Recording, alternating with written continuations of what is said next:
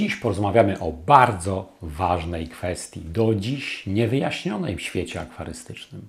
Ja sam szukałem badań na ten temat, jakichś eksperymentów, doświadczeń w sieci, na YouTubie może jakichś filmów i nie znalazłem niczego rzetelnego, popartego badaniami. Oczywiście opinie, poszlaki krążą po internecie, na forach internetowych, nawet na filmach tutaj na YouTubie.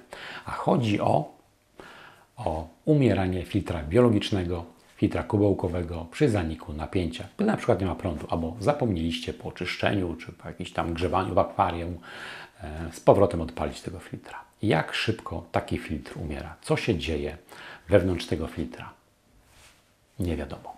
Jak ja zaczynałem pracę zawodową, no to jeździłem na różne szkolenia, dowiadywałem się różnych rzeczy od starszych, bardziej doświadczonych kolegów i opinia była taka, że już po godzinie mogą zacząć się kłopoty. Ale uwaga, nie jest to norma. To oczywiście zależy od stopnia zabrudzenia filtra, bo może być filtr czyszczony już 2 tygodnie temu, ale może być też taki, który był czyszczony pół roku temu. I tutaj te sprawy będą przebiegały zupełnie inaczej. To zależy też od samego zbiornika, a nawet od gatunków ryb i ich ilości, które są w nim, bo inaczej będzie wyglądało akwarium na przykład, powiedzmy sobie, obciążone, ale obciążone rybami roślinożernymi, a inaczej będzie to wyglądało w przypadku akwarium mocno obciążonego na przykład rybami mięsożernymi. Od temperatury wody, wielu różnych czynników. Więc na dobrą sprawę cały czas trzymaliśmy się tej opinii, że po godzinie mogą zacząć się kłopoty. Ale po godzinie raczej ten filtr nie zdechnie do końca, musi minąć kilka godzin. Oczywiście to zależało od tych czynników, które wcześniej wymieniłem. Więc cały czas trzymaliśmy się takiej opinii i ja też również trzymałem się takiej opinii. Oczywiście co akwarysta to ma inne zdanie na ten temat, ale nie ma jednego wspólnego stanowiska. Jak to wygląda? No właśnie, i wiecie co? I wraz z Łukaszem zbadaliśmy tą kwestię. I dzisiaj zobaczycie, jak to wygląda fachowo. Użyliśmy profesjonalnego miernika od firmy Hanna Instruments. Miernika stężenia tlenu, który potrafi badać stężenie tlenu w zaprogramowanych wcześniej interwałach. Jest to sprzęt profesjonalny, jest to sprzęt laboratoryjny, nie jest to sprzęt akwarystyczny i został nam do tego filmu wypożyczony, za co bardzo dziękujemy. Ja to badanie przeprowadziłem u siebie. Trwało wiele dni. Wszystko zobaczycie na filmie. Z tego co kojarzę, było to około 1000, w sumie 1500 testów, badań, które wykonało to urządzenie. Wyobraźcie sobie teraz zrobienie takiego testu taką metodą zwyczajną, testem kropelkowym. Co 5 minut, przez 5 dni. Na przykład, nie? No rzecz nierealna. Bez tego sprzętu te badania nie mogłyby się w ogóle odbyć. Takie są fakty.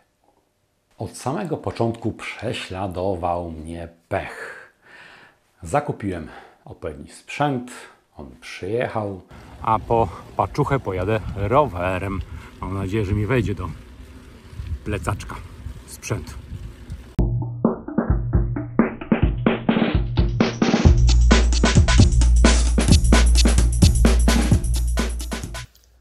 Oto wspaniały sprzęt marki Jialu, czy jakoś tak. Jest to taki prefiltr, który również może być filtrem, niedużym filtrem kubełkowym, bo w opcji jest tutaj zakup odpowiedniej pompy, ale też możecie kupić zestaw już gotowy z pompą za jakieś tam niewielkie pieniądze. Zrobimy w tym sprzęcie dziurę na sondę. A już tak musimy to wyciągnąć. O, widzicie, taki tutaj pryciec, pudełeczko poleciało. O, i to się tutaj, widzicie, dokręca.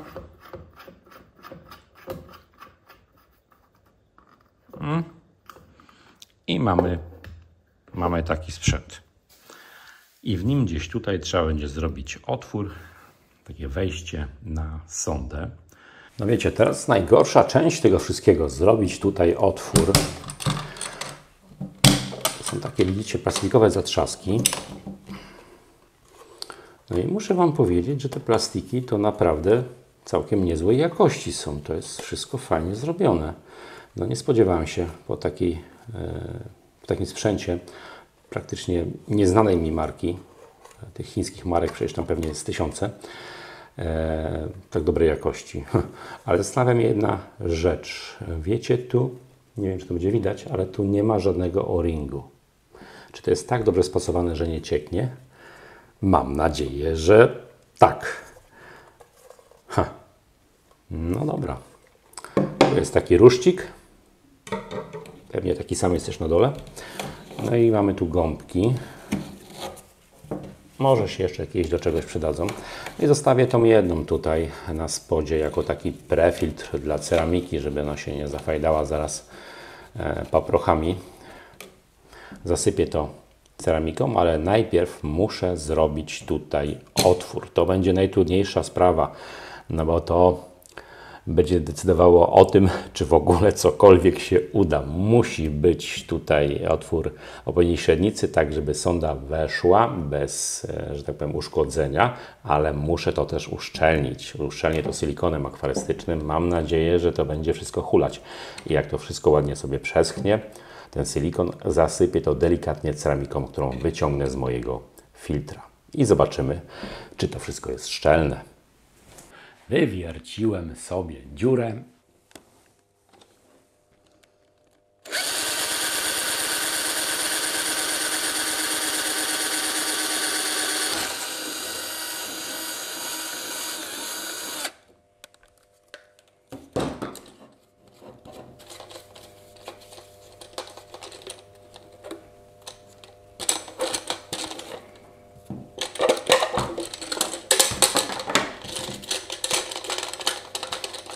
No, pięknie. Chyba troszeczkę jeszcze za wąskie, ale to jakimś pilniczkiem może delikatnie, okrągłym. W miarę szybko to poszło. Jest lekki luzik, chyba gdzieś nawet niecały milimetr, a może milimetr. No ale to musi tak być, żeby elektroda była bezpieczna, nie porysowała się. A teraz tylko silikon. No i poczekać przynajmniej dobę, aż on wyschnie. I wkleiłem elektrodę czarnym silikonem akwarystycznym, sprzedawanym w sklepach zoologicznych w takich tubkach jak pasta do zębów. No i wkleiłem i na drugi dzień chciałem już zacząć nagrywać ten film, bo jak zawsze na drugi dzień taka odrobina silikonu już powinna być suchuteńka, wszystko powinno być szczelne. I co się okazało? Że nic z tego. On nie wysechł. Na drugi dzień również dałem jeszcze sobie dzień, myślałem sobie, może jakiś stary ten silikon, na drugi dzień wyschnie, trochę dłużej schnie, ale wyschnie, nie? No nie, nie wysechł. W ogóle, słuchajcie, musiałem to wszystko zdemontować, wyczyścić dokładnie, wiecie, jak się po silikonie czyści takim nie do końca wyschniętym, takim jeszcze klejącym się, o Boże, ale dałem radę. Musiałem tak to zrobić, żeby nic się nie stało elektrodzie. Bo to jest bardzo ważny element tego miernika, wiecie, no to nie jest taka zwykła elektroda. Łukasz już kiedyś w poprzednich filmach opisywał tą elektrodę, co to jest za ustrojstwo, no zaawansowane. I słuchajcie, no musiałem to dokładnie wyczyścić i jeszcze raz wkleić. Tym razem z silikonem transparentnym, już miałem taki nowy, sprawdzony, bo tamten chyba był przeterminowany, aczkolwiek na tubce nic nie było, żadnej daty nie znalazłem, no, ale musiał być przeterminowany. Sam nie wiem, od kiedy go miałem. Ale ten już wysechł na drugi dzień i mogłem zacząć badania.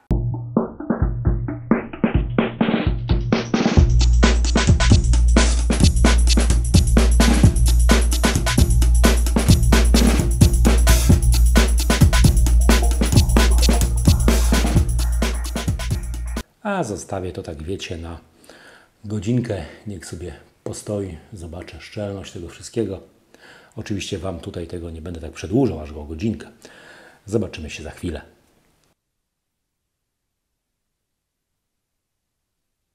No i co się okazało?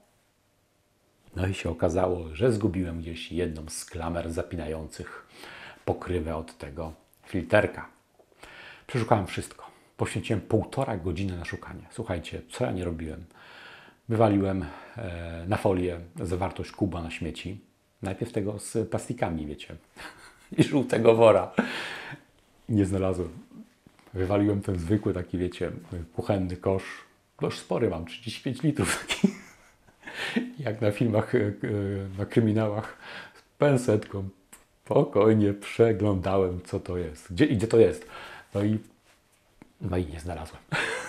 Słuchajcie, no już podałem się, napisałem Łukaszowi: słuchaj Łukasz, nie dam rady nakręcić tego filmu teraz, zgubiłem części, nie? Prawdopodobnie będzie wszystko ciekło, a tym bardziej, że jak zobaczycie tutaj głowica w tym filterku nie ma o-ringu, ona tak na ścisk jest, na spasowanie. No i bałem się, że po prostu mogę się obudzić po kostki w wodzie. I chciałem odpuścić, ale ochłonąłem, byłem zirytowany, ochłonąłem i wpadłem na pomysł, że taką klamrą to zepnę, spróbuję, czy to nie cieknie. No i nie ciekło i mogłem dalej kręcić. O rany, co to było.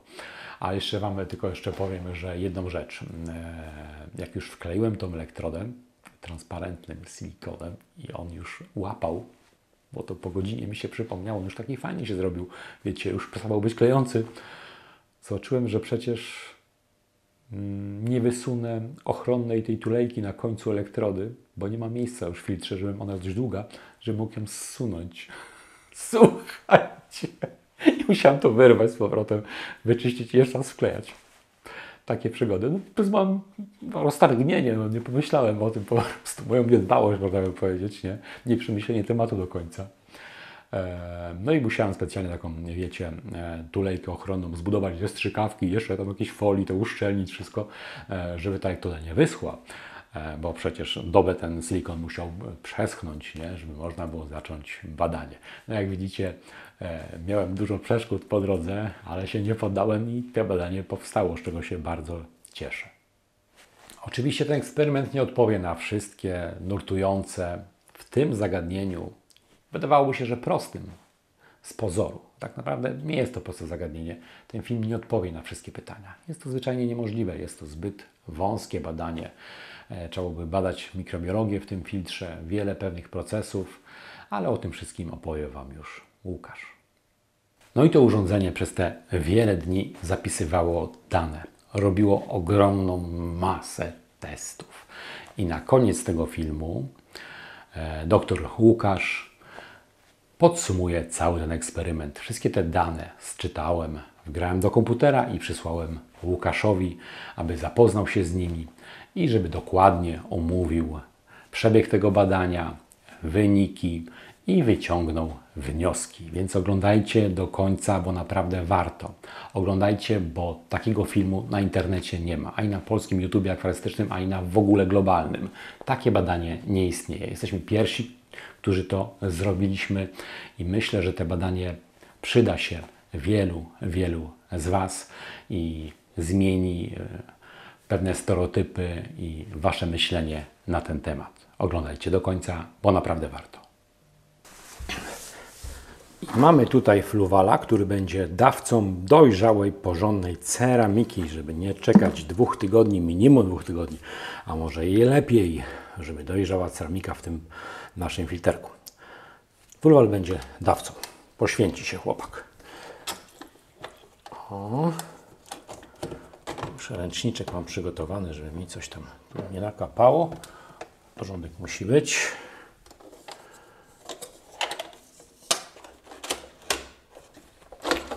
Ja nie czyściłem tego filtra ładnych parę miesięcy. W sumie nawet nie pamiętam kiedy.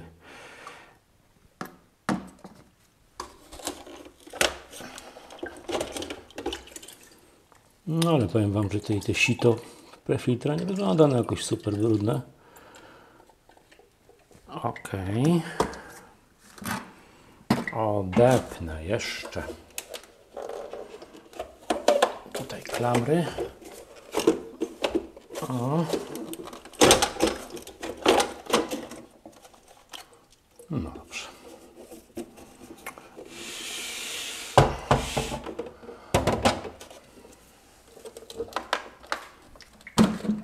To też trzeba wylać. Tu jest płyn. Odstawiamy. No i zobaczcie, nie wiem, czy to będzie widać, czy nie widać. No tragedii nie ma. To akurat jest chyba echejmoska. Głównie tutaj chyba jest echejmoska. No dobrze, to użyjemy z jednego czy z 2 koszyków, zobaczymy, ile tam wejdzie. Dobra. Ja już tutaj mam nasz filterek. z wklejoną elektrodą, z przygodami i będę tutaj ostrożnie, chroniąc elektrodę. O, tu jeszcze jakaś inna ceramika jest. Nasypię sobie. Trochę mi to zajmie, to prawdopodobnie przyspieszę to na filmie.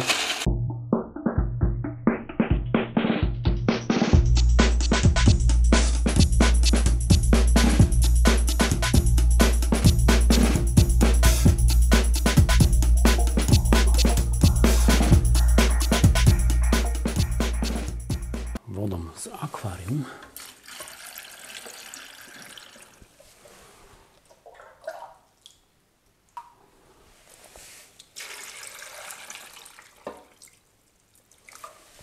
O! No, w tym moim akwarium do końca światło się zapaliło. Nie ta pora jeszcze. Dopiero się coś tam ledwo świeci. Dobra. No i to jest ten właśnie cholerny filterek bez zaczepu. Nie wiem, gdzie ten zaczep. Nie znalazł się do tej pory. Ok. I teraz co ja tu muszę zrobić, to założyć tą głowicę. Ulala.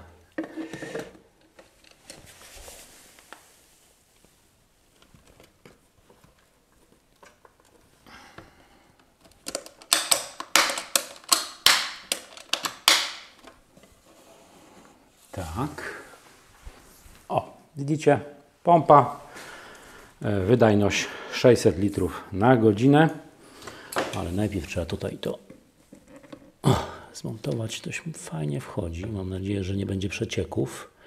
Przecieków przy elektrodzie nie ma. Przy kruczcach nie ma, bo sprawdzałem, ale jak to będzie, jak ruszy jakaś pompa i będzie jakieś ciśnionko, to nie wiem. Taki patent. O, jaka mocna klamra. Siedzi dobrze? Siedzi. No kurka, mam nadzieję, że to będzie szczelne. Uwaga. Może przybliżę. No. Dobra. Mamy to. Uwaga. Uwaga. Zawór. O, słyszycie? Czy tu gdzieś coś nie cieknie? A, wygląda na to, że nie. Wygląda na to, że jest dobrze.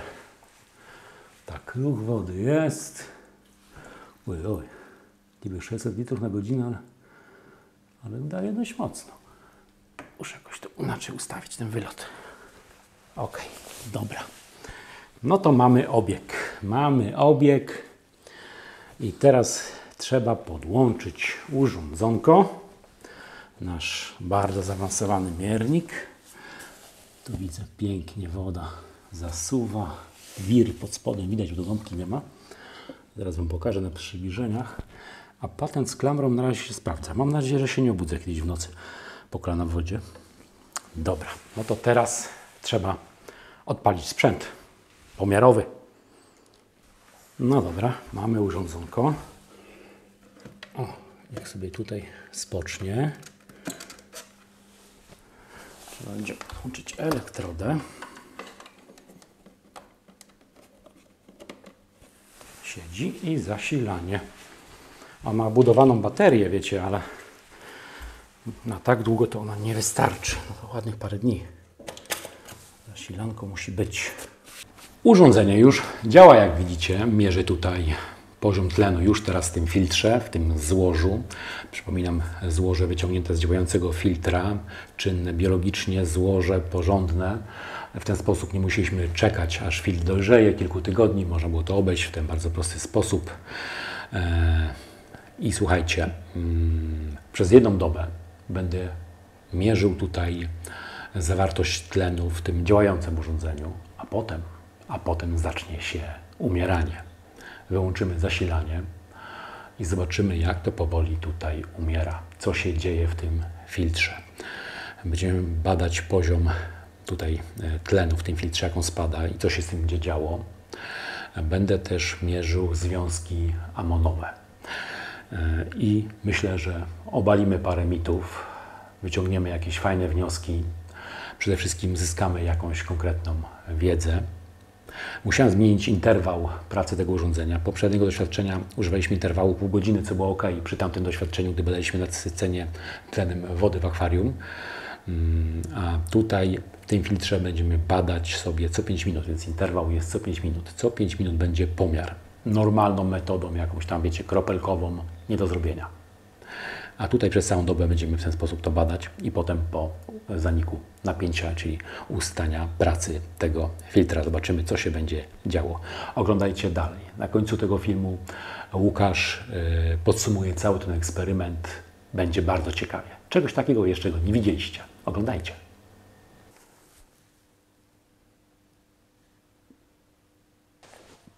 No i jesteśmy po dobie pomiarów. Słuchajcie, przez dobę urządzenie rejestrowało zawartość tlenu w tym oto filtrze. I na tą chwilę mamy 8,69, więc całkiem wysoko. Ale słuchajcie, rano było nawet tak, że było poniżej 4. I co by się wtedy wydarzyło, gdyby zabrakło zasilania, gdyby nie było prądu? No, o tym wszystkim opowie Wam już Łukasz na podsumowaniu tego filmu. Oglądajcie dalej. I teraz ja odetnę zasilanie i zacznie się umieranie tego złoża. Zobaczycie, jak będzie spadało natlenienie i co się z tym wiąże. Więc co? Odcinam zasilanie.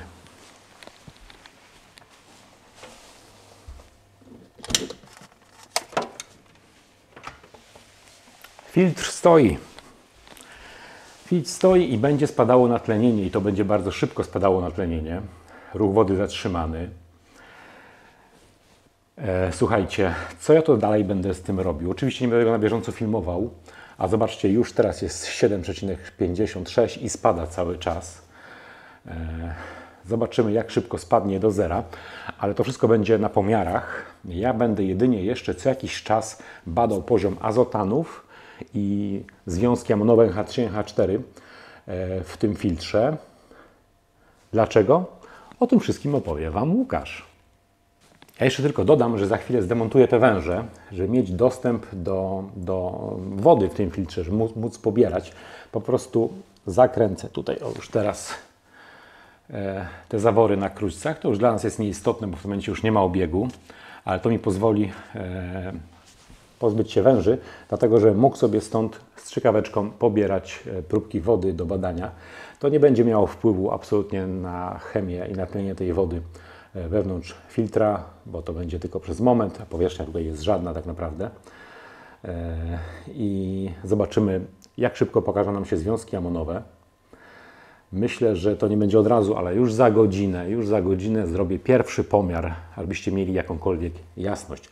I jeszcze tylko dodam, nie minęło przecież dużo czasu, to już jest 5,87 i spada, a minęło kilka minut zaledwie przecież. Jak widzicie, węże już odłączone. Dlaczego? Już Wam pokazuję, bo mówiłem, ale jeszcze Wam pokażę. Muszę pobierać wody do badań, gdy będę badał NO3 i związki amonowe.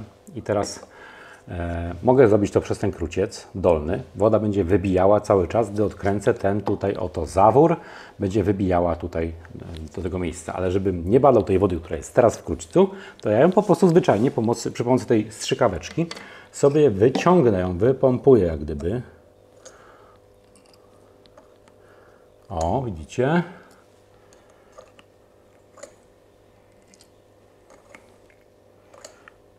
Do sucha. O, już chyba jest suchutko. Dużo tej wody nie było. No już widzę suchuteńko, już widzę kulę od zaworu. Nie było jej zbyt dużo. Słuchajcie, dobra. I teraz, gdy odkręcę ten zaworek, naleci tu nowa woda. Prosto tu z filtra do badania. Ale jeszcze teraz nie będę badał. Mamy godzinę 18:31, a o 18:18 wyłączyłem zasilanie. I zobaczcie, spadło do 6,23. I to się teraz tak mniej więcej trzyma. potrzebujemy więcej czasu, żeby te wartości spadały. I teraz ważna informacja. Poziom azotanów. Po co nam to poziom azotanów, to Wam Łukasz wytłumaczy. Chciałem tylko powiedzieć, że u mnie jest równo 10. Mam pompy dozujące, które bardzo precyzyjnie dozują zamierzoną dawkę tutaj nawozów i na tą chwilę jest to równe 10. Słuchajcie, niewiele się zmieniło. Minęła godzina i mamy 6,09, więc nie będę badał związków amonowych jeszcze teraz, bo to nie ma najmniejszego sensu.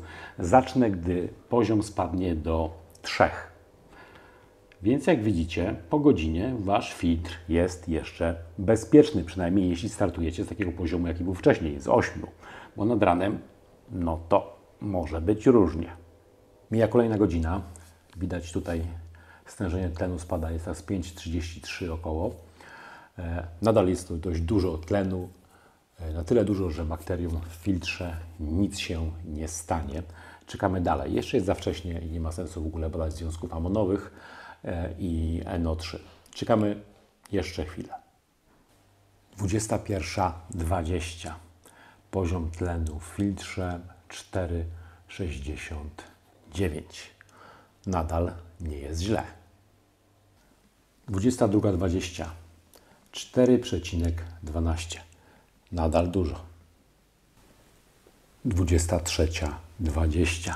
3,63 i ciągle spada. Jeszcze jest bezpiecznie. 20 minut po północy. 3,27. Ciągle spada. To już teraz pobiorę próbki. Mam tu 2 fiolki. Ręczniczek. Porządek musi być. I strzykawkę. I pobiorę próbki do badania na NO3 i NH3, 4. Muszę tutaj.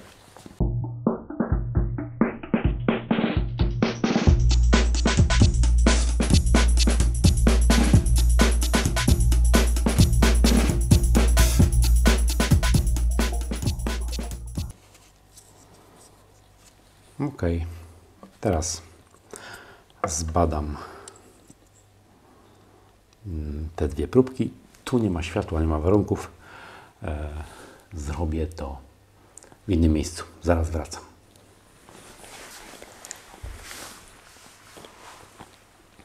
I słuchajcie, minęło kilka minut i mam wyniki. Tutaj już spada. Poziom tlenu jest 2,95. Azotany, tak jak były, są na 10. Związki amonowe na 0. I wiecie, już jest późno, bo już jest około 12:30. Ja normalnie idę spać. Zobaczę rano, co się wydarzyło. Urządzenie cały czas rejestruje, więc wyniki będą. A tutaj te związki zbadam rano. Jest 7:08 dnia następnego i jak widzicie, poziom tlenu to 0,99. Ciekawe, jak się mają azotany i związki amonowe. Zaraz to zbadam.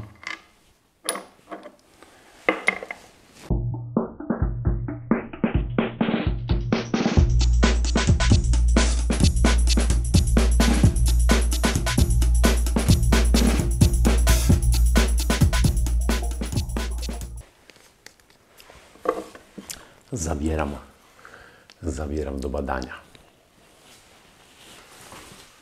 No i mamy tutaj już wyniki.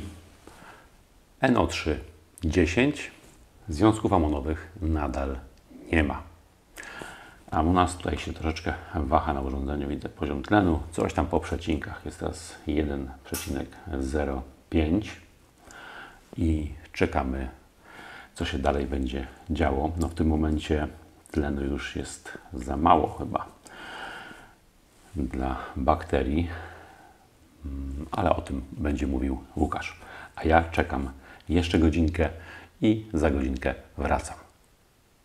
8:20. Jak widzicie, poziom tlenu nawet nieznacznie wzrósł. Myślę, że teraz nie ma sensu w ogóle badanie związków amonowych i NO3. Poczekamy jeszcze jakiś czas, jak zmiany będą widoczne bardziej. Jest 14:50 i sytuacja zrobiła się nawet dziwna. Jest teraz 0,77. Testy, jak widzicie, tutaj już zrobiłem, żeby nie przedłużać tego odcinka. I amoniaku nadal mamy 0, ale jeśli chodzi o azotany, no to mamy już 15. Słuchajcie, jest 18:20, czyli mija doba, odkąd ten filtr nie pracuje. I co my tutaj mamy? Mamy tutaj 0,27, na tyle spadło, ale trzeba sobie powiedzieć wprost, że mieści się to w błędzie pomiarowym, więc może być tutaj nawet 0. Mam już tutaj testy, mam wyniki. Co ciekawe, azotany skoczyły do 20. Jest to mocna 20. Powiedziałbym nawet z lekkim hakiem. Jeśli chodzi o związki amonowe NH4, no to mamy tutaj nadal 0. Ja przypuszczam, że gdybym ten filtr teraz, tą ceramikę przełożył do filtra swojego z powrotem, nic by się nie stało. Absolutnie nic.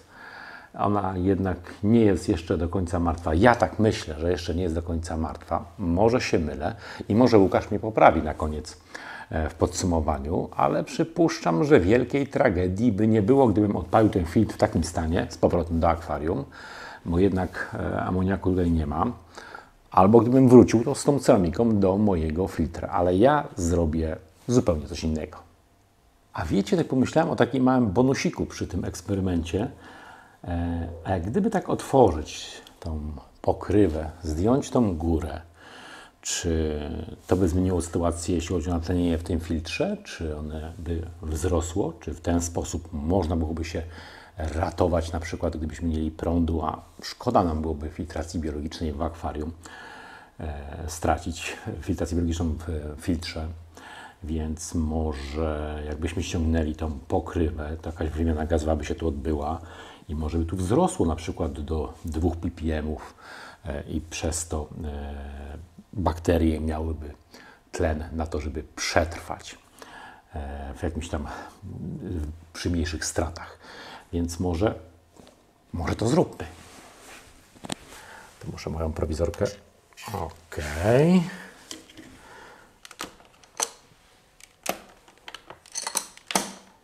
Otworzyć zawór, bo to jakieś podciśnienie jest. Ten nie, bo się wyleje. A tutaj zassało coś, czy nie zassało? Spróbujmy to może za to pociągnąć. Ła, poszło. No dobra. Mamy to. Otworzony. No zobaczymy, czy coś tu się zmieni. No ta sonda jest tam głęboko zakopana w złożu.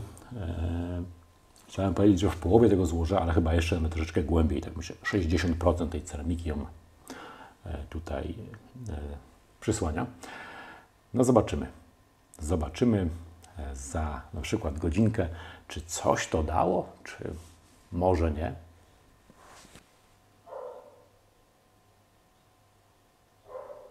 Czy Wy to widzicie? Minęło zaledwie 35 minut, a mamy 2,24 ppm.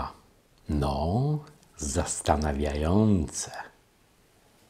No i pytanie teraz, czy jeśli jest dostęp do tlenu,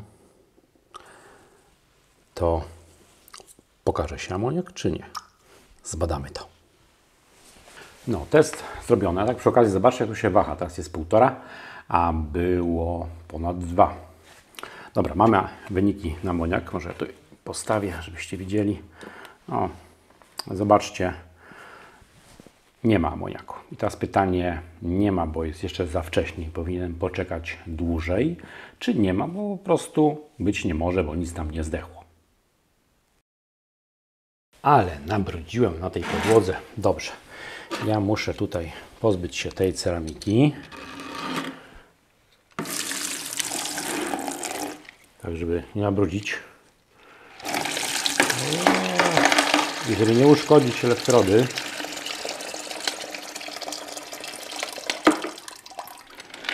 Dobra, pomalutku.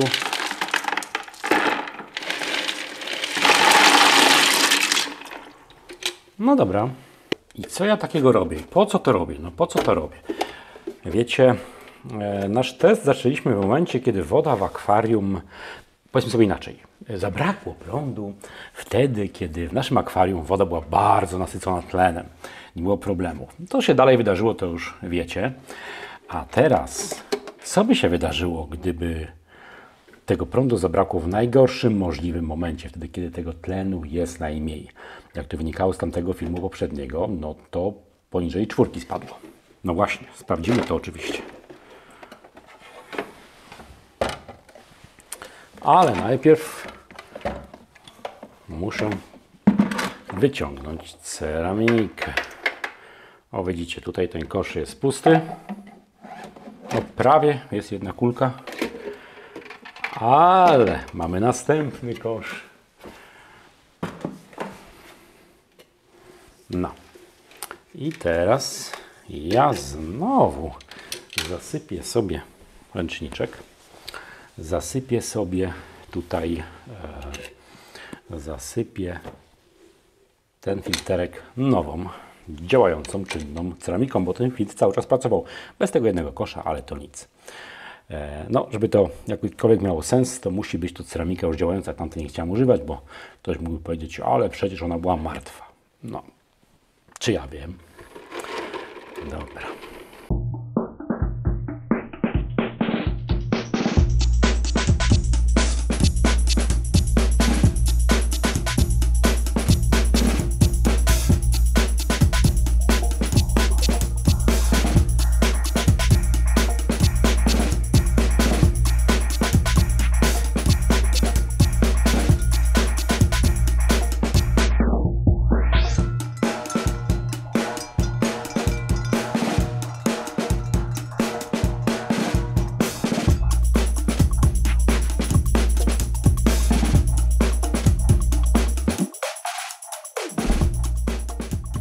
Ok, no to startujemy teraz z nowym pomiarem.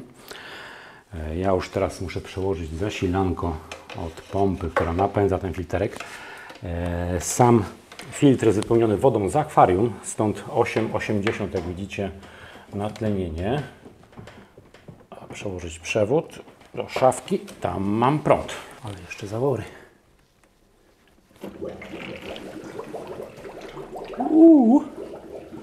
Poszło.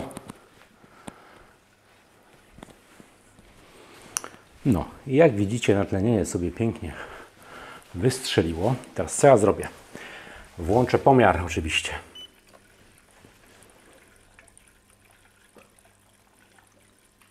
Pomiar ruszył. Będziemy badać wodę tak jak poprzednio. I jutro w tym najgorszym momencie, kiedy natlenienie wody będzie najniższe w akwarium, zatrzymam pompę i zobaczymy, jak sobie filtracja biologiczna poradzi w dużo gorszych warunkach. Witajcie w kolejnym dniu.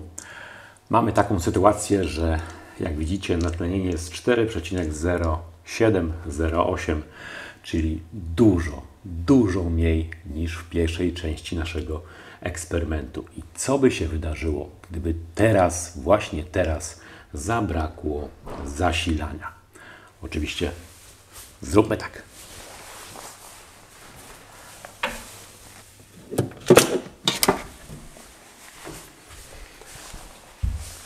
Zasilanie odcięte. Jeszcze tylko zawory. I w tym momencie mamy taką symulację braku prądu.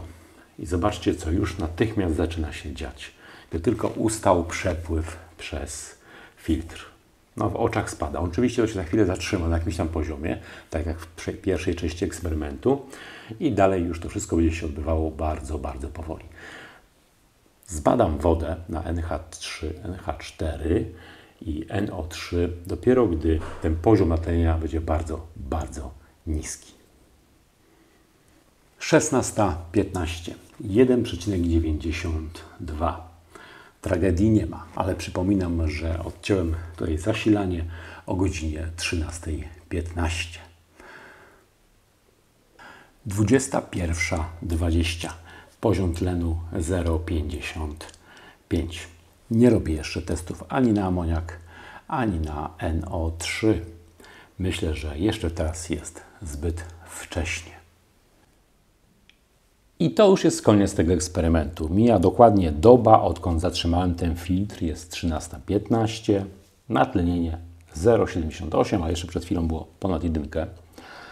Jak widzicie, związków amonowych nie ma, to jest 0. Być nie może, ale o tym opowie Wam Łukasz. A azotany mam tutaj, no tak myślę, dobrze ponad 20. Ciężko mi określić na tym teście, który mam po tych polach, gdzie są oznaczone kolory, bo mam tu między 20 a 50, więc równie dobrze może być 30 na przykład. Nie? W każdym razie w akwarium jest 10, tutaj jakby urosło. Dlaczego? Łukasz też Wam wytłumaczy. No i myślę, że można już z tego eksperymentu wyciągnąć ciekawe wnioski i coś tam więcej powiedzieć. Oczywiście ten eksperyment nie odpowie na wszystkie pytania dotyczące tego, co się dzieje w środku w tym filtrze po zatrzymaniu zasilania, ale jak gdyby już teraz mamy troszeczkę większą jasność. Tylko tyle niestety. I jest dzień następny, 8 rano. Ja szybciutko Wam tu streszę sytuację, z jakim wyskoczę do pracy. Słuchajcie, tlen 0,23. Amoniak, czyli związki amonowe, nadal 0. NO3 20. Przypominam, że w akwarium mam 10, czyli mamy tutaj 100% wzrost NO3. Więc myślę, że już teraz można wyciągnąć bardzo ciekawe wnioski z tego eksperymentu, ale o tym wszystkim opowie Wam Łukasz. To co? Oglądamy wspólnie dane z pomiarów? Zapraszam. Kilka tygodni temu miałem tutaj w swojej okolicy taką silną burzę z wiatrem, po której miałem przerwę w zasilaniu takich dobrych kilkanaście godzin. Jeszcze większą burzę miałem chyba 2 lata temu, to tutaj w ogóle kilka drzew nawet tu na mojej posesji wyłamało. I po tym zdarzeniu to chyba tak dobrą dobę, nawet trochę więcej nie było prądu w okolicy. Zerwało wtedy linię średniego napięcia. Niestety tego typu ekstremalne zjawiska chyba będą nam się zdarzały coraz częściej. Już nie wspominam o takich kataklizmach jak ostatnio w Kotlinie Kłodzkiej czy na Opolszczyźnie, ale rzeczywiście myślę, że jest to realny problem. Możemy spotkać się niestety w praktyce akwarystycznej z sytuacją typu zanik zasilania. No i pytanie, czy rzeczywiście ten pogląd, często powielany przez akwarystów o tym, że mamy około godzinę na reakcję, na przywrócenie tego zasilania, zanim filtr zacznie umierać, jest prawdziwy. Do tego służył ten eksperyment. Zanim wspólnie przyjrzymy dane z tlenomierza, które tutaj już sobie zczytałem na komputer, narysowałem wykresy, to będę chciał jeszcze poświęcić chwilę, żeby wytłumaczyć Wam, ile tak naprawdę tego tlenu potrzebują bakterie, po to, żebyśmy byli w stanie zrozumieć te dane. Więc ogólnie jest tak, że im więcej tego tlenu dostępnego dla bakterii do procesów tlenowych, do oczyszczania wody, tym lepiej. Jest to zasadniczo prawda, ale do pewnego stopnia. To znaczy istnieje taki moment, w którym bakterie mają już tak dużo tego tlenu, że więcej go specjalnie nie potrzebują.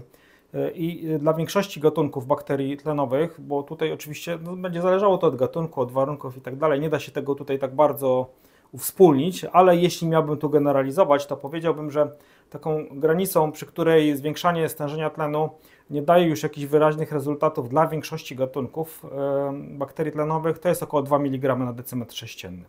I teraz możecie być zdziwieni, bo to jest dosyć niska granica, ale tak rzeczywiście jest. W przypadku ryb niebezpieczeństwo przyduchy występuje już poniżej 4 mg na decymetr sześcienny, natomiast bakterie z reguły radzą sobie dużo lepiej. W niektórych przypadkach zwiększanie tlenu powyżej tych 2 mg powoduje jeszcze pewne zwiększenie sprawności i szybkości działania, ale to już jest bicie się o takie, powiedziałbym, procenty. W zasadzie powyżej 5-6 mg na decymetr sześcienny to już tutaj jest zupełnie płasko, czyli tutaj już nie ma to najmniejszego sensu.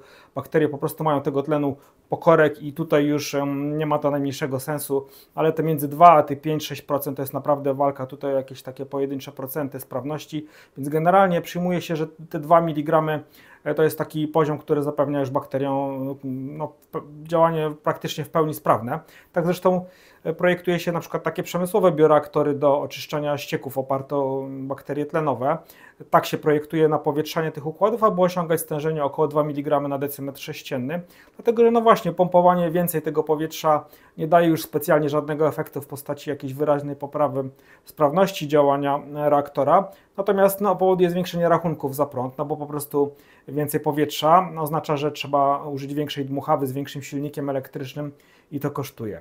Także ja też w tych rozważaniach będę przyjmował dalej, że powyżej 2 mg na decymetr sześcienny tlenu rozpuszczonego w wodzie, to bakterie mają już zupełnie komfortowe warunki i jest to strefa zielona. Co się dzieje, jeżeli jednak stężenie tlenu spada poniżej tych 2 mg na decymetr sześcienny? Początkowo zaczynamy obserwować spadek intensywności procesów mikrobiologicznych, procesów metabolicznych tych bakterii. Jest to zależność prawie liniowa, czyli zmniejszenie o połowę stężenia tlenu będzie powodowało spadek szybkości czy efektywności oczyszczania wody o połowę mniej więcej. Dzieje się tak do pewnego momentu, w którym tego tlenu jest już tak mało, że te procesy mikrobiologiczne, tlenowe praktycznie ustają. No i teraz różne dane są spotykane w literaturze na ten temat. Ja przyjąłem teraz w dalszych rozważaniach dosyć konserwatywne podejście i uznaję, że jeszcze do 1 mg na decymetr sześcienny to jest taka strefa pomarańczowa, w której obserwujemy już spadek aktywności bakterii tlenowych, tych pożytecznych bakterii, które oczyszczają nam tutaj wodę w filtrze, ale jeszcze nie powoduje to ich, powiedzmy, śmierci czy jakichś trwałych tutaj skutków. Jest to jedynie zmniejszenie sprawności działania mikroorganizmów. Poniżej 1 mg zaczyna się już strefa mocno ryzykowna. Tutaj niektóre źródła podają mniejsze wartości, ale ja, tak jak powiedziałem, będę trzymał się tej konserwatywnego, tutaj bezpiecznego podejścia z punktu widzenia akwarystyki, czyli przyjmuję, że poniżej 1 mg na decymetr sześcienny to jest już strefa czerwona, to zwłaszcza jeśli utrzymuje się dłużej, to jest to już rzeczywiście ryzyko tutaj śmierci mikroorganizmów, chociaż pytanie, czy rzeczywiście śmierci, bo tutaj mikroorganizmy czy bakterie mają różne mechanizmy obronne, część z nich potrafi przejść w stan takiej anabiozy, czyli wykształcić formy przetrwalnikowe, będą oczekiwały po prostu w takim jakby uśpieniu na pojawienie się ponownie warunków tlenowych, jednak nie dotyczy to wszystkich gatunków bakterii, tylko niektóre z nich potrafią w ten sposób poradzić sobie z problemem. O ile mi wiadomo, znane do tej pory gatunki bakterii nitryfikacyjnych niestety nie wykształcają tych form przetrwalnikowych, więc z tego punktu widzenia jest to już strefa niebezpieczna. Niektóre gatunki tlenowe zajmujące się normalnie rozkładem związków organicznych są w stanie w takich niekorzystnych warunkach przejść na nieco inne procesy mikrobiologiczne, czyli zamiast wykorzystywać tlen rozpuszczony do oddychania, do swoich procesów biochemicznych, potrafią przerzucić się na inne dostępne substancje, na przykład na azotany. Są to tak zwane bakterie fakultatywne, które wtedy, kiedy tego tlenu zaczyna im brakować, potrafią przerzucić się na denitryfikację, czyli zużywać te azotany dostępne. I to również próbowaliśmy ustalić w tym doświadczeniu, stąd poprosiłem tutaj Daniela, aby oprócz stężenia tlenu w wodzie również co jakiś czas sprawdzał przy pomocy testów stężenie azotanów i stężenie związków amonowych. Czy to nam wyszło? No to spójrzmy teraz w wykresy. Zacznijmy więc może od przypadku, w którym filtr został wyłączony w chwili, kiedy w akwarium było dużo tlenu. Kiedy od wielu godzin działało już oświetlenie w akwarium Daniela, kiedy rośliny wytworzyły mnóstwo tlenu w wyniku fotosyntezy i w związku z tym akwarium było dobrze natlenione. Można powiedzieć, że był to taki przypadek najkorzystniejszy z możliwych, czyli awaria prądu zdarzyła się w optymalnym z punktu widzenia przeżycia filtra momencie. Popatrzmy zatem na wykres, co tu się podziało. Widzimy tutaj, że początkowo nastąpił w bardzo krótkim czasie dosyć gwałtowny spadek tlenu. To związane zapewne z ustaniem przepływu i z tym, że nie był dostarczany stale nowa porcja świeżej wody natlenionej do wnętrza filtra. Potem stężenie tlenu zaczęło mniej więcej w równym tempie spadać w dół. Jednak ten spadek nie był wcale aż tak bardzo szybki. To znaczy tutaj ta nasza zielona strefa poniżej 2 mg utrzymywała się jeszcze przez równo 10 godzin. Dopiero po 10 godzinach tak naprawdę po raz pierwszy zanotowana została wartość 2 mg na decymetr sześcienny, czyli weszliśmy w strefę pomarańczową, w której bakterie zapewne zaczęły hamować swoje procesy metaboliczne. I ta faza trwała jeszcze przez prawie 3 godziny, dokładnie 2 godziny 45 minut. Dopiero po tym czasie stężenie tlenu osiągnęło 1 mg na decymetr sześcienny, czyli weszliśmy w tą strefę czerwoną, chociaż można mieć tu wątpliwości, czy nie jest to, tak jak powiedziałem, trochę zbyt konserwatywne podejście. No i w tym momencie zdarzyła się sytuacja, w której Daniel pobrał próbkę do pomiaru azotanów i tutaj trochę ku naszemu zdziwieniu widać, jak bardzo skoczyło stężenie tlenu, nawet w wyniku tego krótkiego otwarcia, no właściwie zaworu, czyli niewielkiego krótca. Jest to wyraźnie widoczne miejsce tutaj, które poprawiło natlenienie wody. No i potem po zamknięciu tego krótca stężenie tlenu no jeszcze spadło nam tutaj do poziomu poniżej 0,5 mg na decymetr sześcienny, czyli tu byliśmy już w tej strefie takiej powiedzmy niebezpiecznej, co zresztą widać po tym, że to stężenie tlenu przestało już dalej spadać, czyli bakterie przestały go zużywać, więc no w zasadzie zatrzymały nam się tutaj procesy metaboliczne. Widać tutaj w zasadzie każde pojedyncze otwarcie potem krótca, które Daniel otwierał, żeby pobrać otwarcie tego zaworu. Daniel otwierał filtr, żeby pobrać próbkę wody. Widać, że to no, nawet tak małe to właśnie otwarcie tutaj wywoływało skutek. I dopiero tutaj na końcu ten wysoki skok w górę to też troszeczkę zaskakujące dla mnie, gdzie w zasadzie no, ten prosty ruch pod tytułem zdjęcie pokrywy filtra no, wywołało dosyć gwałtowny, znaczy, wyraźny skutek w postaci wyraźnego napowietrzenia. Tutaj stężenie tlenu skoczyło aż ponad 2 mg na decymetr sześcienny, co zresztą chyba skończyło się tym, że bakterie częściowo podjęły znowu pracę, bo po chwili to stężenie zaczęło spadać już poniżej tych 2 mg na decymetr sześcienny, czyli tak jakby ten tlen zaczął być zużywany. No i ostatecznie tutaj stanęło to stężenie tlenu na poziomie około 1,5 mg na decymetr sześcienny. Wygląda na to, że ta sytuacja tutaj się, no przynajmniej w krótkiej perspektywie, którą monitorowaliśmy, ustabilizowała. Wniosek z tego taki, że no w tym wypadku tego czasu było sporo więcej na reakcję niż ta 1 godzina, o której często się mówi. Tak naprawdę dopiero po 10 godzinach sytuacja zrobiła się podbramkowa, a po prawie 13 godzinach od wyłączenia filtra zrobiła się rzeczywiście zupełnie niebezpieczna. Przy czym taki prosty ruch, jakim jest otwarcie filtra i zdjęcie po prostu pokrywy po to, by był dostęp świeżego tlenu, no dał to całkiem dobry rezultat. Spójrzmy zatem, jak wyglądała sytuacja w drugim przypadku.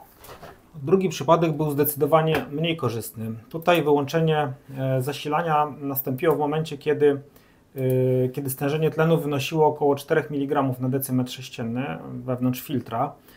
Czyli powiedzmy jest to odpowiednik taki, kiedy następuje przerwa w zasilaniu, przerwa w dopływie prądu w najmniej korzystnym momencie, na przykład nad ranem, kiedy akwarium jest już po całej nocy bez fotosyntezy, kiedy stężenie tlenu spadło w naturalny sposób, nie było tutaj napowietrzania, które działało w nocy, jest to akwarium roślinne w tym wypadku, więc rzeczywiście to stężenie tlenu było w swoim najniższym możliwym punkcie, niewiele brakowało tutaj do przyduchy.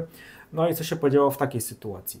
No tutaj oczywiście te czasy na reakcję były sporo krótsze. Tutaj również widać ten początkowy szybki spadek o około 1 mg na decymetr sześcienny z 4 do 3 w wyniku ustania przepływu wody. No ale zanim weszliśmy tutaj w strefę pomarańczową, czyli zanim te bakterie rzeczywiście zaczęły hamować swoje procesy metaboliczne, minęło prawie 3 godziny.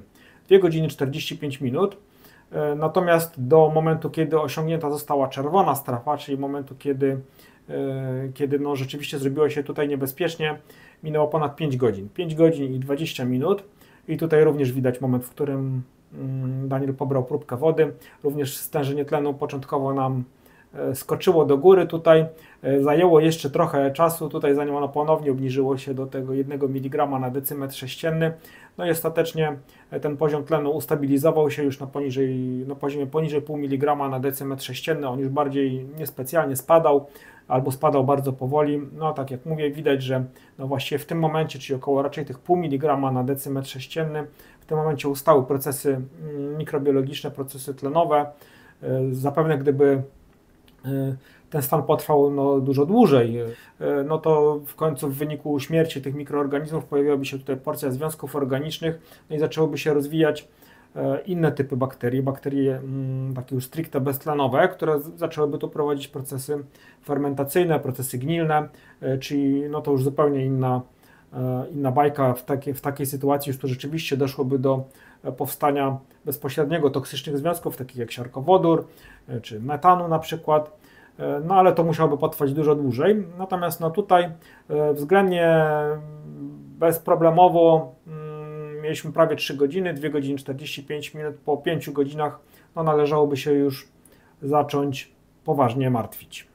Jeżeli chodzi o testy stężenia azotanów, które Daniel prowadził w trakcie eksperymentu, no to w obu przypadkach zarejestrowaliśmy, że po pewnym czasie nastąpił wyraźny wzrost stężenia azotanów. One się właściwie podwoiły.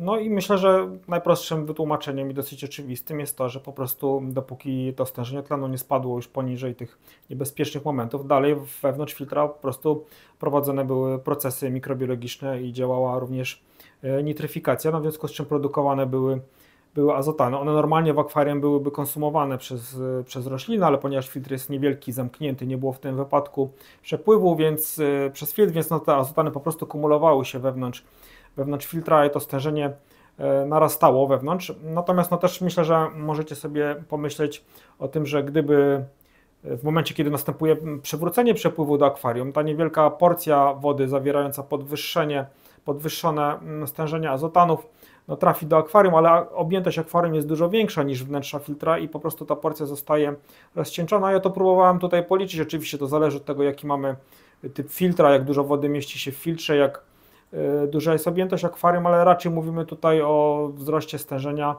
poniżej 1 mg na decymetr sześcienny w całej objętości akwarium, więc o ile jest to zauważalne we wnętrzu filtra, o tyle w całym akwarium no raczej trudno tutaj byłoby wywołać jakiś bardzo poważny problem. Ja myślałem, szczerze mówiąc, że uda nam się tutaj zarejestrować po pewnym czasie to, że to stężenie azotanów zacznie spadać, że właśnie uaktywnią się bakterie fakultatywne, które wobec braku tlenu no zaczną po prostu zużywać te azotany do procesów oddechowych. No tego nie udało się zarejestrować. Myślę, że możliwe są dwie przyczyny. Albo było to po prostu za krótko, być może potrzeba to więcej czasu, a być może pojawił się inny problem i to wcale nie tylko tlen był tutaj jakimś czynnikiem limitującym, tylko zabrakło również na przykład związków organicznych, które również no, są potrzebne dla tych bakterii. Po prostu przez ten czas wyłączenia prądu i kiedy ta porcja wody była uwięziona w filtrze, no oprócz tego, że był zużywany tlen, również zużywane były inne związki odżywcze, związki organiczne. No i być może tutaj zabrakło tego typu substancji do tego, aby aktywizowały nam się tutaj bakterie fakultatywne w tym wypadku. Jeżeli chodzi o pomiar stężenia jonów amonowych, no bo bardzo często zdarza się tak i takie przypadki są znane, opisywane przez Was, przez akwarystów, że po dłuższej przerwie w pracy filtra, po ponownym uruchomieniu filtra, no w akwarium daje się zaobserwować skok jonów amonowych. Tak, no związane jest to prawdopodobnie z tym, że po prostu tutaj giną nam bakterie nitryfikacyjne i filtr zaczyna dojrzewać tak jakby od nowa. Czyli no będzie przechodził przez takie wszystkie fazy dojrzewania, po kolei fazy cyklu azotowego, jak dzieje się to przy starcie akwarium. Natomiast te jony amonowe no nie są w tym momencie, kiedy filtr jest wyłączony, produkowane we wnętrzu filtra. Dopiero w momencie, kiedy uruchomiony jest ponownie przepływ, zaczynają tam dopływać zanieczyszczenia z akwarium, powoli zaczynają się aktywizować poszczególne etapy cyklu azotowego, no to na początku pojawią się te jony amonowe, potem mogą się pojawić krótko azotyny i dopiero azotany. No natomiast no tak długo jak filtr nie działa w ogóle, to tutaj po prostu nie ma za bardzo nie ma źródła tych jonów amonowych, nie mają się skąd produkować. Także to jest rzeczywiście ryzyko, ale dopiero po przywróceniu przepływu i raczej bezpośrednio w akwarium niż we wnętrzu filtra. Wtedy to nam by się tutaj podziało.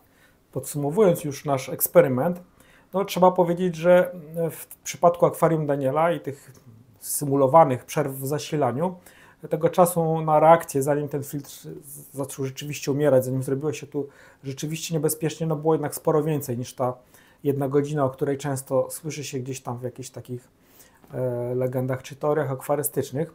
W najmniej korzystnej sytuacji, wtedy kiedy ta przerwa nastąpiła, wtedy kiedy akwarium było najgorzej natlenione, czyli powiedzmy nad ranem, no to było tutaj dobrych kilka godzin, właściwie 5 godzin na reakcję, zanim sytuacja zrobiła się niebezpieczna.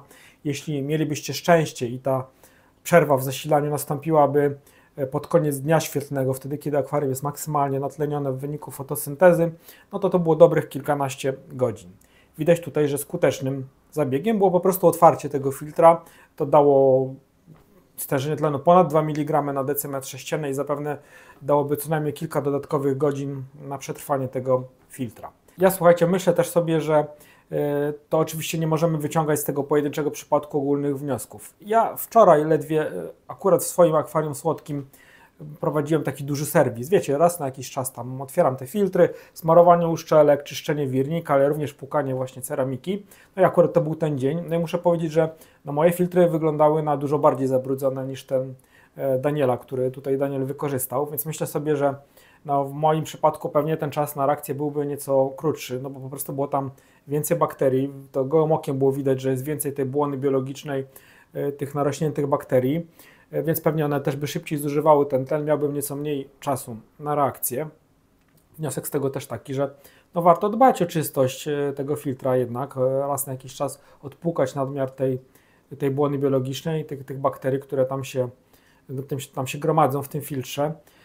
Pewnie tutaj nie bez znaczenia ma również wielkość filtra, no bo gdyby to był jeden mały filtr na duże akwarium, mocno zarybione, on bardzo szybko po prostu zarósłby tymi bakteriami, zanieczyszczeniami i tutaj pewnie ten spadek tlenu byłby dużo gwałtowniejszy. Jeżeli mamy dużo filtrów, dużo złoża filtracyjnego, te filtry po prostu wolniej ulegają zanieczyszczeniu, no i pewnie daje to dodatkowy czas tutaj na reakcję, czy czas przetrwania po prostu.